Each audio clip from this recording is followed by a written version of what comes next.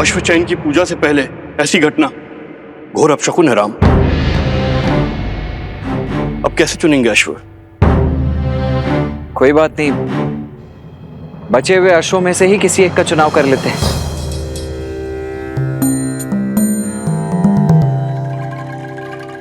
हर जीव अपनी नियति लेकर आता है। हम उनसे साधारण से असाधारण बनने का अवसर नहीं छीन सकते। पहले जो अश्व खो गए उन्हें खोजा जाएगा और फिर अश्वमेध यज्ञ के रूप में धर्म की ध्वजा लहराने वाले अश्व का चयन किया जाएगा। जो आज्ञा महाराज।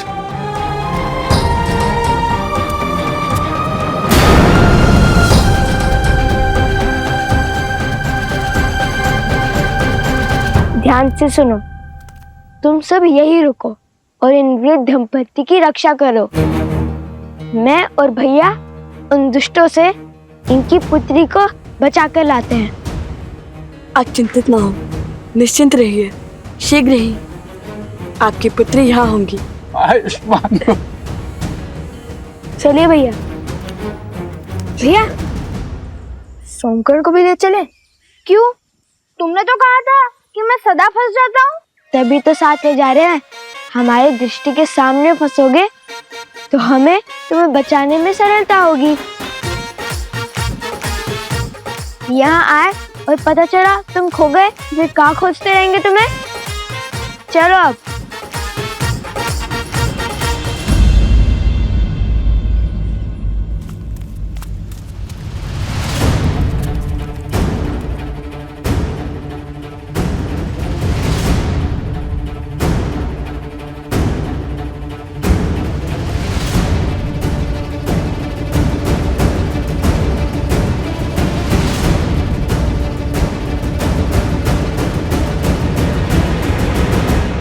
कहाँ रह गए कुछ? शीघ्र आओ। अरे भैया, उन दुष्टों को खोजने का प्रयास कर रहा हूँ। यदि वो हमसे दूर जाएंगे तो उनकी ध्वनि तरंगों के माध्यम से हमें सुनाई देगी।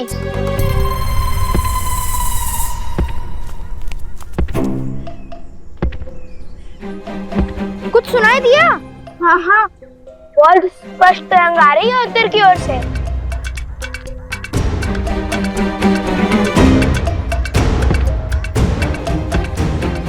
अरे हाँ, मुझे भी सुनाई दे रहा है। तरंग बहुत ही निकट से आ रही है, अर्थात वो उद्दंडी स्वयं ही हमारे पास में फंसने आ रहे हैं। कैसा पाश? वही जो तुम दोनों ने बिछाया होगा। तुम केवल भूमि से ध्वनि तरंग सुन रहे हो, पवन में आ रही ध्वनि नहीं। ये कोई दुष्ट नहीं, मदमस्त गज है। वो उस ओर से आ रहा है। गज?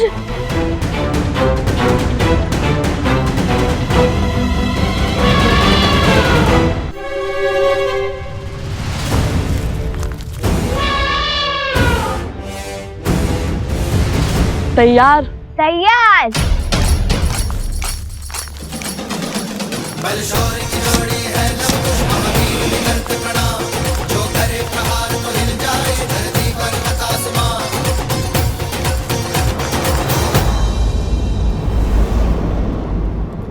अपने पुत्रों पर मंडराते संकट का आभास हो रहा है मुझे ऋषिवर। सोचा भगवान वाल्मीकि से बात करूं, किंतु वो ध्यान में लीन है। आप निश्चिंत रहिए, मैं भगवान वाल्मीकि से बात करूंगा। आप अपनी कुटिया में विश्राम कीजिए। मैं अति शीघ्र भगवान वाल्मीकि का संदेश आप तक लेकर आता हूँ।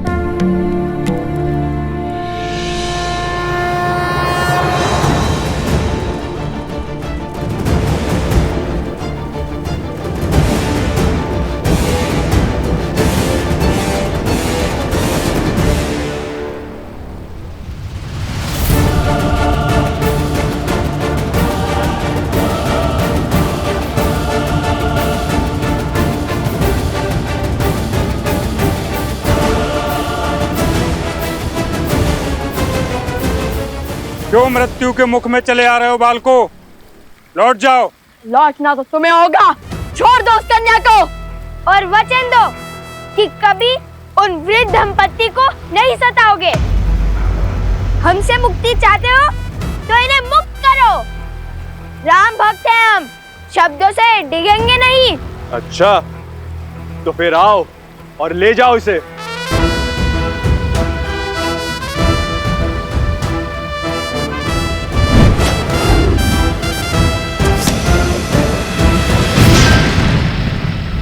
वचन देकर पाप किया है तुमने, दुष्ट से अधर्मी बन गए हो।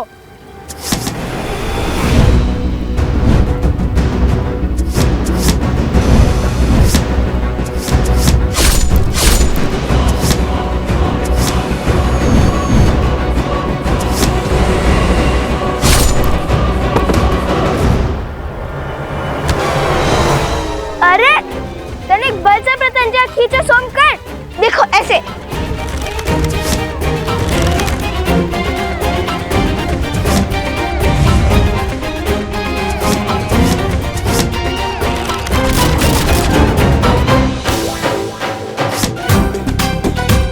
सोमकर्ण, अगर तुम उन दुष्टों की तरफ हो तो अभी बता दो। सब कुछ कितना शुभ चल रहा था हमारे राम राज्य में, अकस्मात क्या हुआ? हाँ गुरुवर, ये सब क्या हो रहा है? कदाचित देवता इस यज्ञ से प्रसन्न नहीं है। यदि ये यज्ञ उचित समय पर प्रारंभ ना हुआ तो इस यज्ञ और यज्ञ का संकल्प लेने वाले राजा का कोई मूल्य नहीं रहेगा।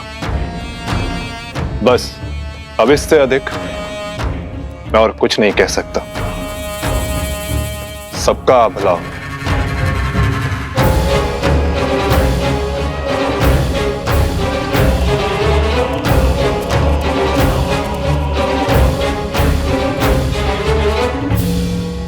ये क्या कहेंगे गुरुवर? श्री राम का मोल ना रहा तो हम भी मूल्यहीन हो जाएंगे।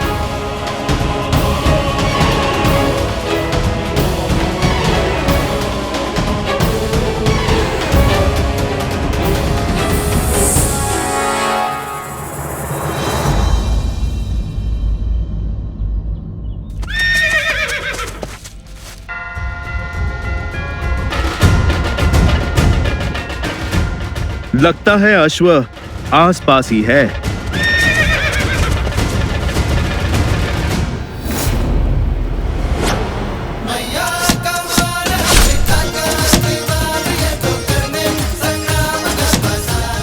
भागो तुम लोग।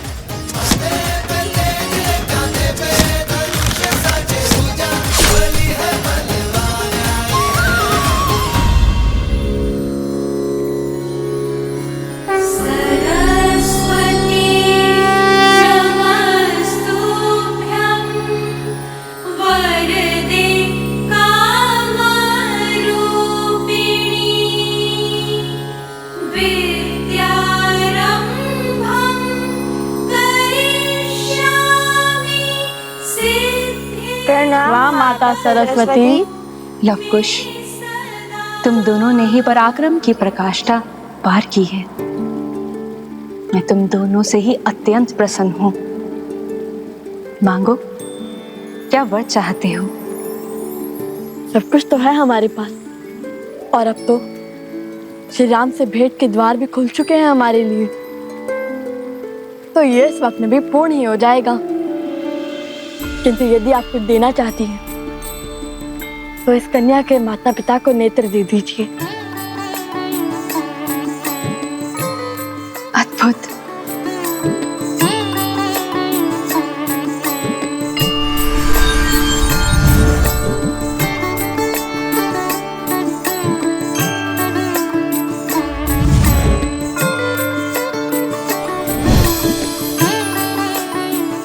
ये भगवान विष्णु का प्रतिरूप दिव्य शालिग्राम है।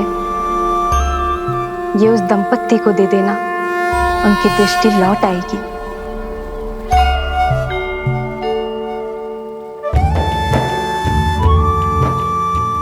धन्यवाद माता, कोटि कोटि धन्यवाद।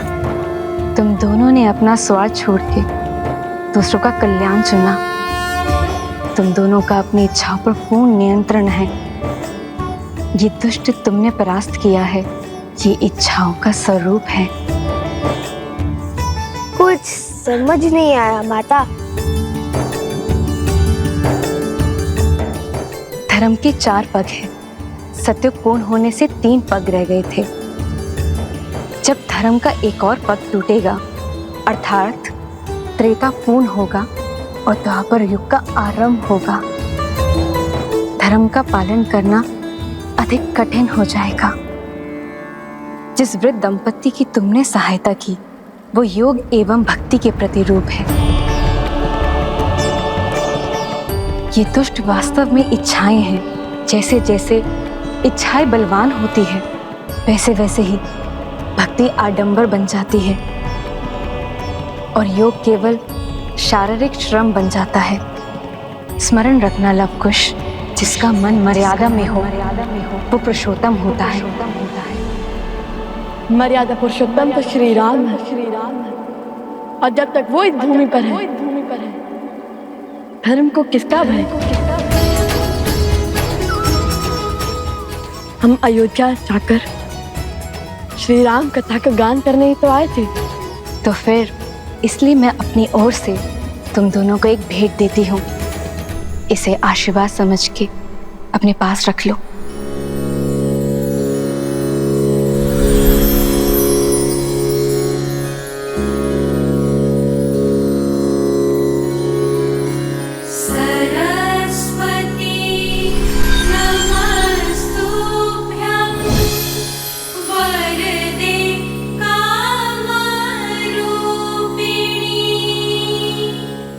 कला अंतर मन के भाव को स्पष्ट करती है और ये वीणा तुम्हारे मन के भावों को ध्वनि देगी। इस वीणा के साथ राम कथा का गायन करोगे, वो कथा समय के अंत तक अमर हो जाएगी। धन्यवाद माता। कोटि कोटि धन्यवाद।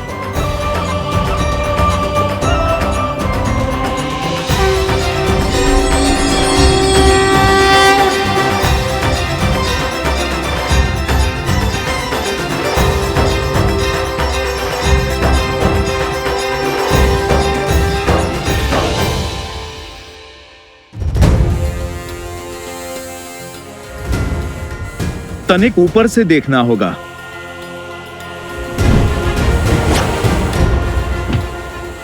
जय श्री राम।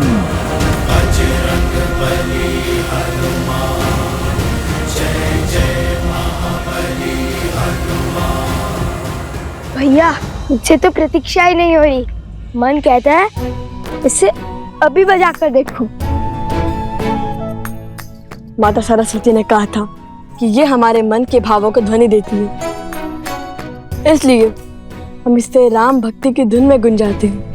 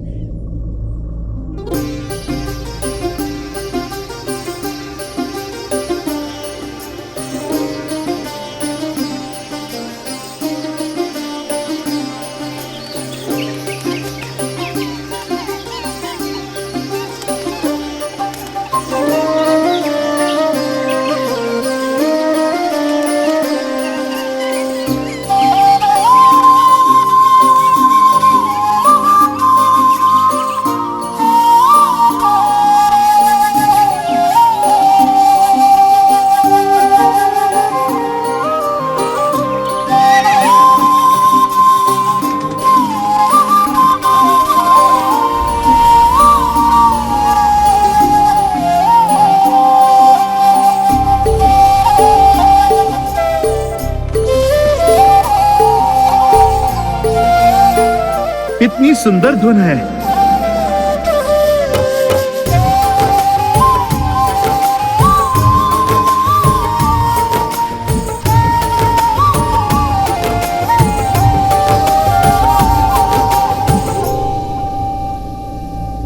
गुरुवर,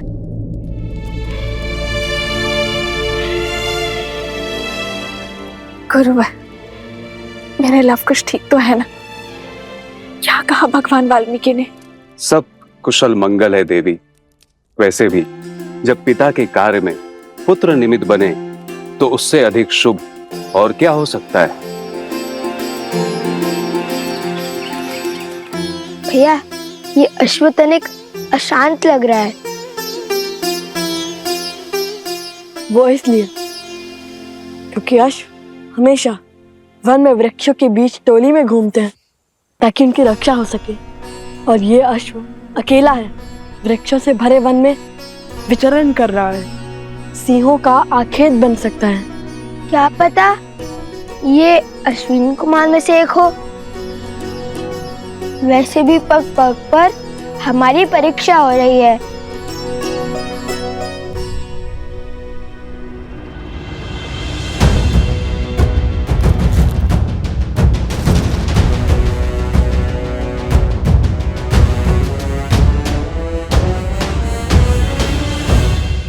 हर समस्या का जड़ अवश्य ही ये सोमकर्ण है।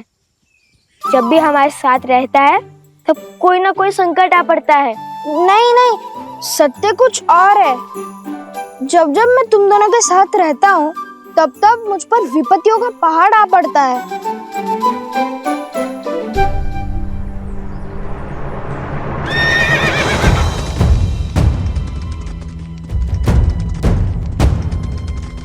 संभाल कर मित्र, चोट लग जाएगी।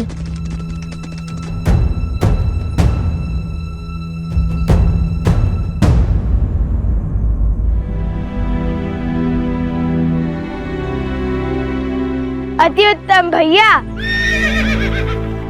ये तो अधिक उत्तेजित लगता है। जब मुझे उत्तेजना होती है तब माता मुझे राम नाम स्मरण करवाती है। तुम भी राम नाम का स्मरण करो मित्र। कुछ और सोचना पड़ेगा। सोच लिया।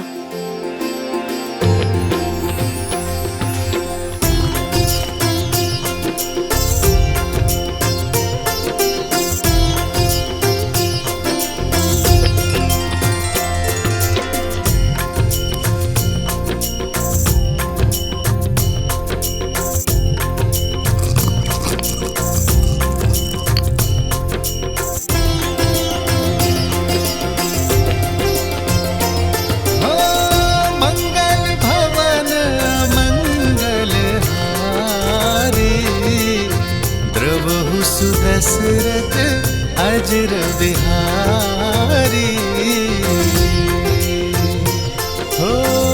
होई सोई जो राम रचि राखा को करी तरन बढ़ावे साखा। अद्भुत युक्ति लगाई भैया, किंतु श्री राम के नाम के साथ माता सीता का भी नाम लिखकर देखिए, संपूर्ण रूप से शांत हो जाएगा।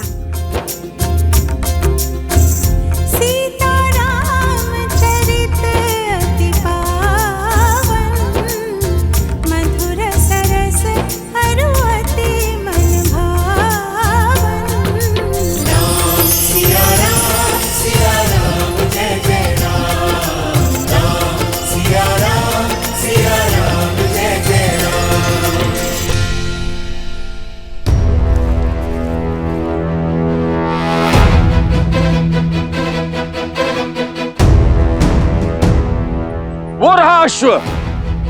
भैया भागो। अरे कहाँ भाग रहे हो? विपत्ति से दूर। पहले तुनीर का चोर समझकर हमारे पीछे भागे, उसके बाद वो अश्व का स्वामी, और अब इसे खोजने भी कोई आ रहा है। जिनका अश्व है वो आ गए हैं।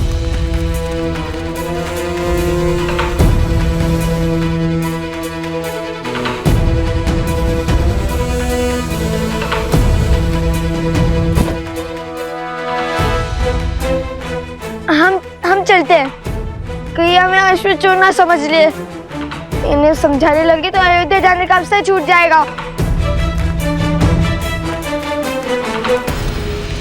बात तो उचित है। ठीक है मित्र, अपना ध्यान रखना।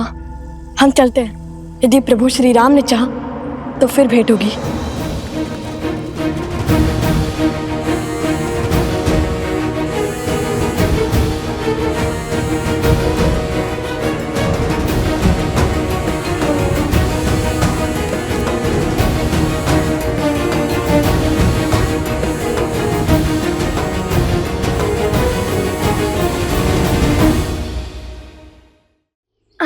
हम चलते हैं।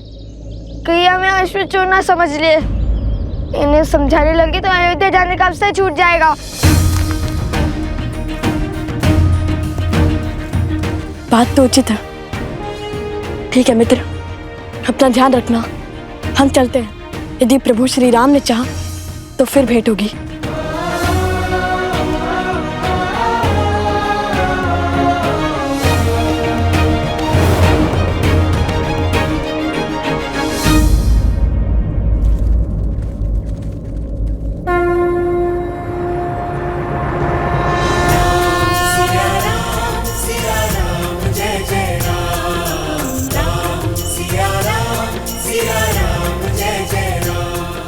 माता सीता और प्रभु का नाम किसने लिखा है इस अश्व पर? अवश्य ही कोई राम भक्त होगा। मेरी पुत्री।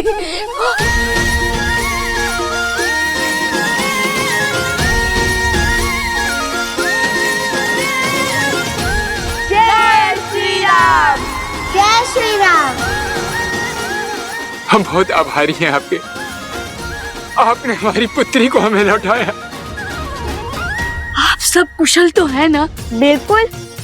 हमें भला क्या हो सकता है? समझ नहीं आता कैसे आपका आभार प्रकट करें। इसकी कोई आवश्यकता नहीं।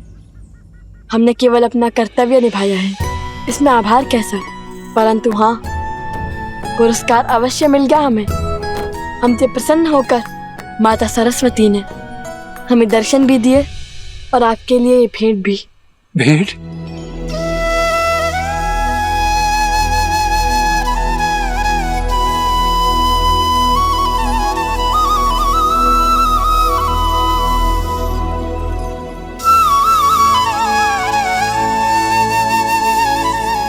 ये तो साक्षात नारायण का स्वरूप शालिग्राम प्रतीत होता है। ये शालिग्राम ही है, और यदि ये माता सरस्वती ने दिया है तो इसमें अवश्य ही कोई गुण बात होगी।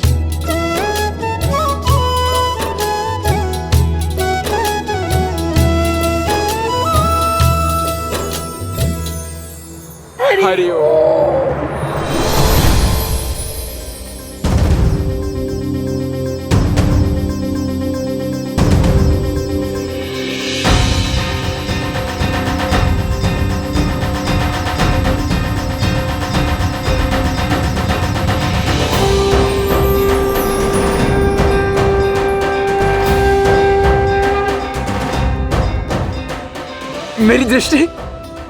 मेरी दृष्टि वापस आ रही है। मैं अपनी पुत्री को देख सकता हूँ। मेरी दृष्टि वापस आ गई। अरे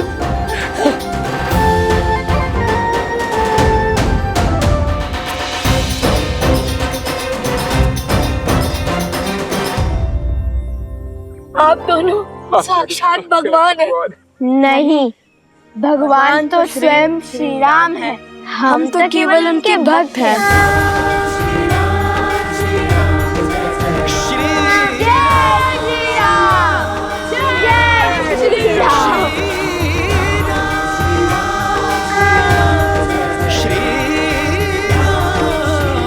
प्रभु, जब तक हम पहुंचे तब तक वो राम भक्त जा चुके थे। लगता है नियति ने अपना निर्णय ले लिया है। अयोध्या की धर्म ध्वज लहराने वाले अश्व को चुन चुकी है ना गुरुदेव? हाँ, अब इस अश्व पर संसार की धुरी का नाम है। राम के नाम से शुभ और क्या हो सकता है महाराज? नहीं आचार्य, सीता के नाम ने उसे शुभ बनाया है।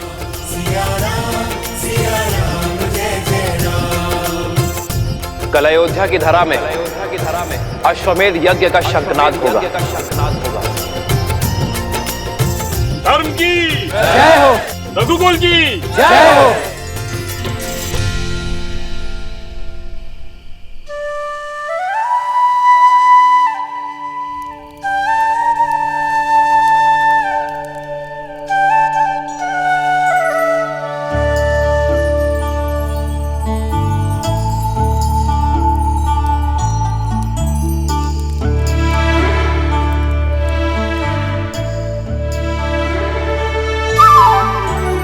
निद्रा आ रही है तो सोते क्यों नहीं? मैं हूं ना, पहरा दे दूंगा। जानता हूँ, किंतु मुझे सूर्य की पहली किरण के साथ अपनी यात्रा फिर से आरंभ करनी है। एक क्षण का विलंब भी नहीं होना चाहिए। मुझे शीघ्र अतिशीघ्र श्री राम और माता सीता के दर्शन करने हैं। ठीक है, तुम पहरा दो, मैं सो जाता हूँ। नहीं नहीं नहीं, आप नहीं सो सकते। क्यों? देख नहीं रहे कितने जतनों से जागा हूं। अगर आप सो गए तो मुझे भी निद्रा आ जाएगी। बैठे रहिए ना। बस अब ठीक है।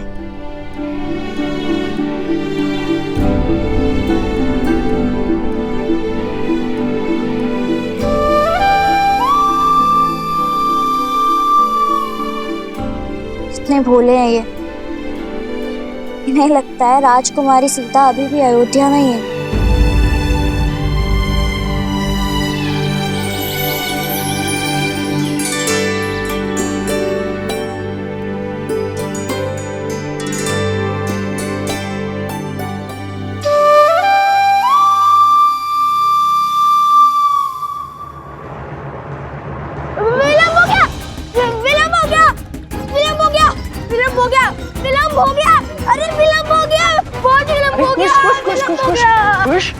शांत हो जाओ, क्या हुआ?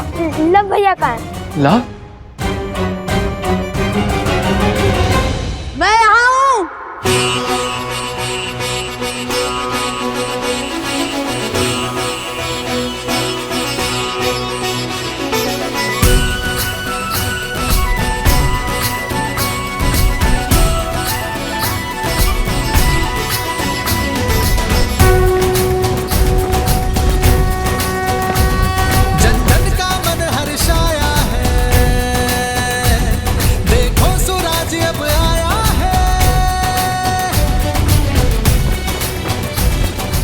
कर लो दर्शन, धर्म का साम्राज्य, श्री राम का राज्य, अयोध्या है ये।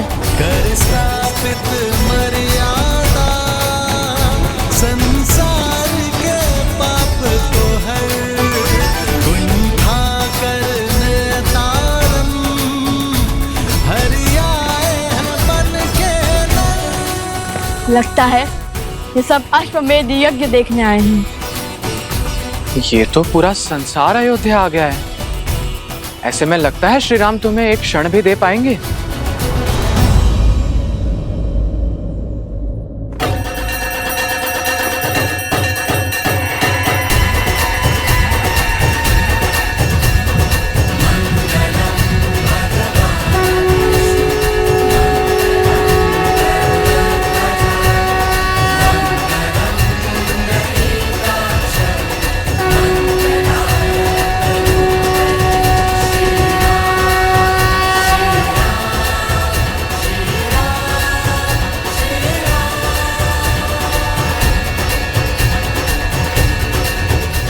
यह शंखनाद अश्वमेध यज्ञ के आरंभ का सूचक है।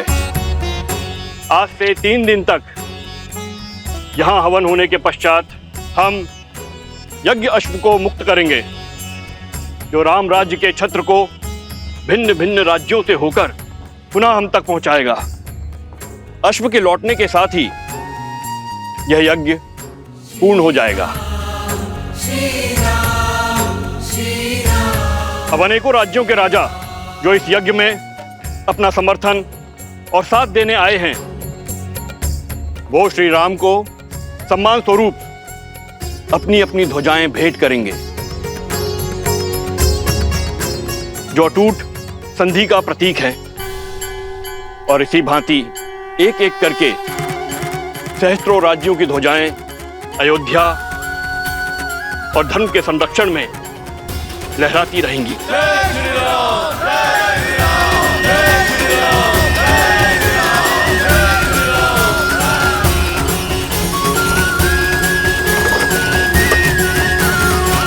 लगता है अश्वमेध यज्ञ आरंभ हो गया। भैया, कहीं उपगुरु की बात सच ना हो जाए। हम श्री राम से मिल तो पाएंगे ना? कि साहस नहीं हारते कुश, हमें हमारे आराध्य के दर्शन अवश्य मिलेंगे।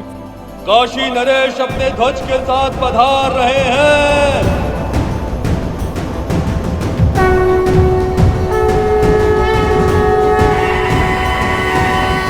अरे कुश, लगता है यज्ञ की प्रक्रिया आरंभ हो गई है। सुना तुमने?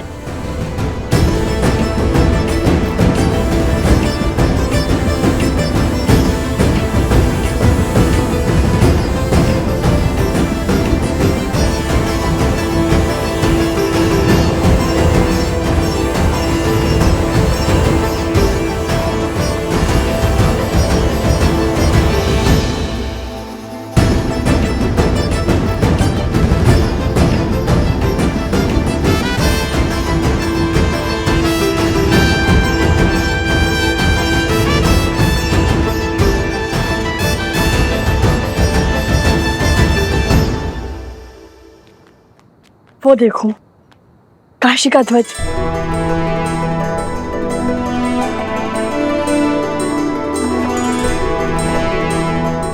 यदि लोगों को ज्ञात होता कि राजकुमार पधारे हैं, तो सब सर झुकाकर हमें मार्ग दे देते। वो तो सही है, किंतु हम ऋषि कुमार हैं, राजकुमार नहीं। चलो चलो चलो चलो, देरी हो रही है, चलो। मध्य प्रदेश के राजा अपने ध्वज समर्पित कर रहे हैं।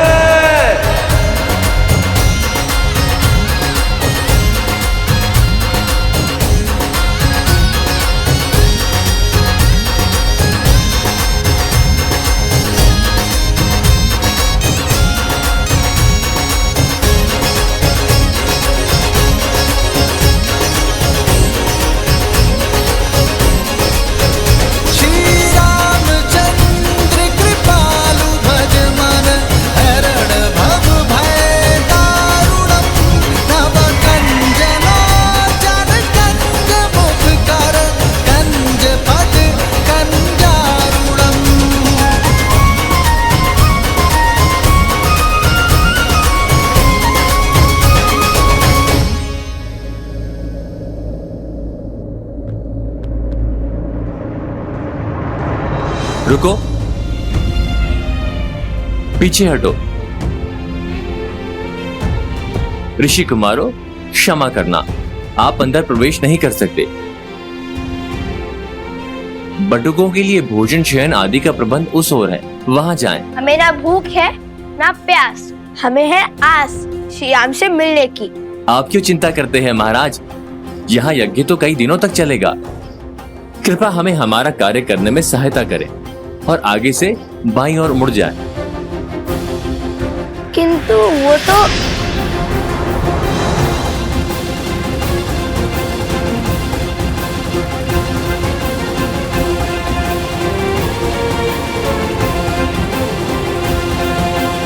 भैया, मैं एक क्षण और प्रतीक्षा नहीं कर सकता। क्यों खींचा आपने मुझे? माता ने क्या कहा था कि अयोध्या में गरिमा की सीमा नहीं लांघनी है, और सैनिक ने कुछ अनुचित भी नहीं कहा था। कितने प्रेम से कहा था उसने। फिर क्यों नहीं मानी उनकी बात? तो फिर कोई और युक्ति खोजिए भैया।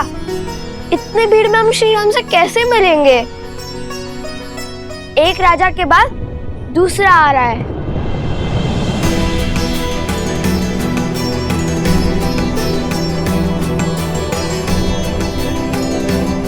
उचित कहता है सोम, हम राजकुमार होते तो अब तक मिल लेते श्री राम से।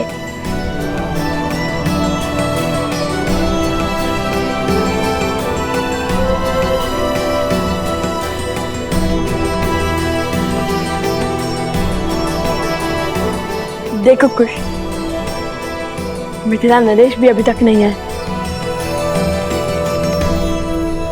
यदि आते तो सबसे पहले हमें उनका ध्वज दिखता। और मिथिला नरेश तो हमें जानते हैं, वे अवश्य ही हमें श्री राम तक ले जाएंगे। तो चलिए ना भैया, देखते हैं, क्या पता किसी रथ पर मिथिला नरेश सवार हो। मिथिला के नरेश, अयोध्या की महारानी सीता के पिता महाराजा जनक अयोध्या में प्रवेश कर रहे हैं।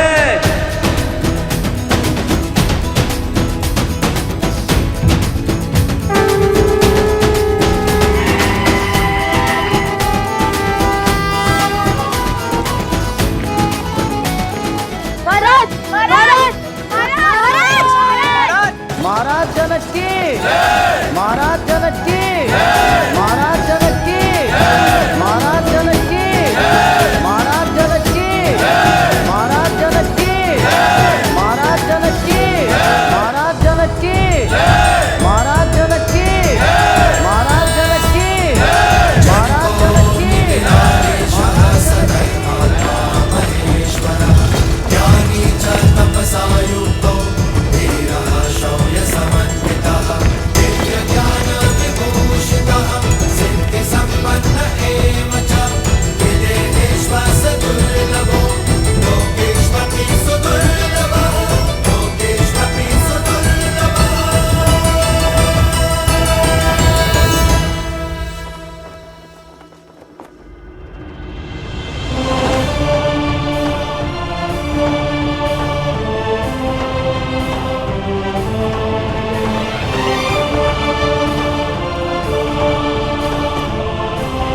अयोध्या आपके आगमन की प्रतीक्षा कर रही थी मिथिला नरेश।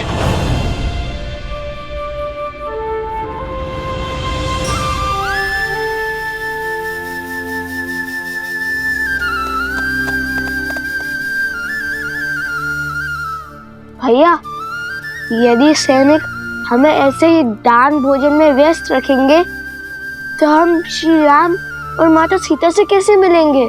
माता कहती है कि कई बार दृष्टिकोण बदलने से समस्या का हल अवश्य मिल जाता है। कुश, हमारा लक्ष्य श्री राम और माता सीता है। दृष्टिकोण बदलने के लिए या तो हमें कुछ ऐसा करना होगा जिससे हम श्री राम के पास जाए, या तो श्री राम हमारे पास आए।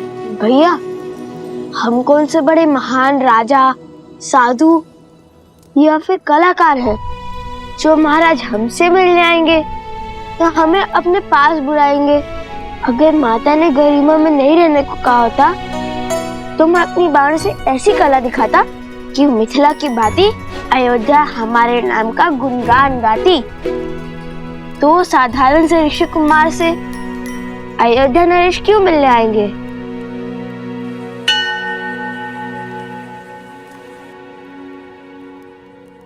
एक बार पुनः बोलना। दो साधारण से ऋषि कुमार? ये नहीं, उससे पहले जो बोला था। भानु से कला का प्रदर्शन? उससे भी पहले। हम कौन से कोई महान राजा, साधु या कलाकार है? क्यों? सत्य ही तो कहा था मैंने। कला कुश, कला।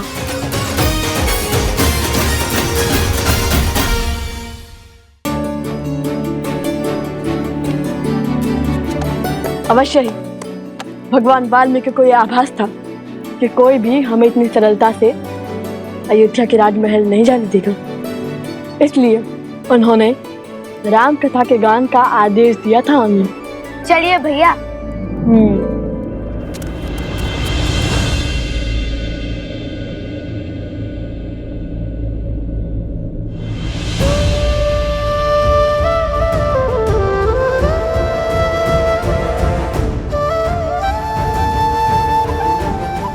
अश्वमेध की आहुति तो सपत्नी दी जाती है, अर्थात अब दूसरे विवाह के लिए सज है। जब आप अयोध्या पधारिएगा तो स्वयं मेरी पत्नी को देखिएगा।